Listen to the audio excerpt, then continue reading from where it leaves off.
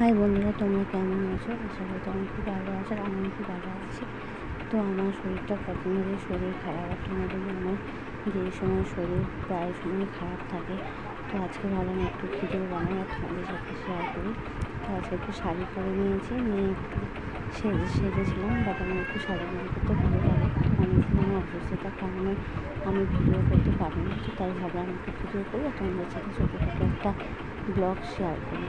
তো এই জন্য শাড়ি পরে নিয়েছি। তো তোমাদের জানো এই সময় টক টক ঝাল ঝাল খেতে ইচ্ছা করে।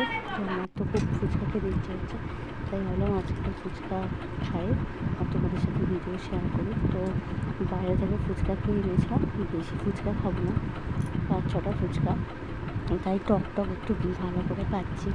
সেই সময় খেতে খুব ইচ্ছা হচ্ছিলো, তাই ভাবলাম একটু খেয়ে নিই। আর ডাক্তার তো তেঁতুলের টক খেতে টোটালি বারণ করে দিয়েছে, বলেছে অল্প খেতে পারো, মাসে 1বার কি 2বারের থেকে বেশি আর খাওয়া যাবে না। তো তাই ভাবলাম যে অল্প করেই খাই।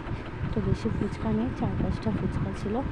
আর ফুচকাটা অনেকদিন পর খাচ্ছি, বেশ ভালোই লাগছে, হেভি টেস্টি ছিল। আর আমি এমনি আগে ফুচকা খেতে ভালোবাসতাম না, বাট এখন খেতে ইচ্ছা হচ্ছে। তো টাটা, দেখা হবে পরের ভিডিও। তো তোমরা জানিও আমার এই লুকটা কেমন লাগছে। টাটা।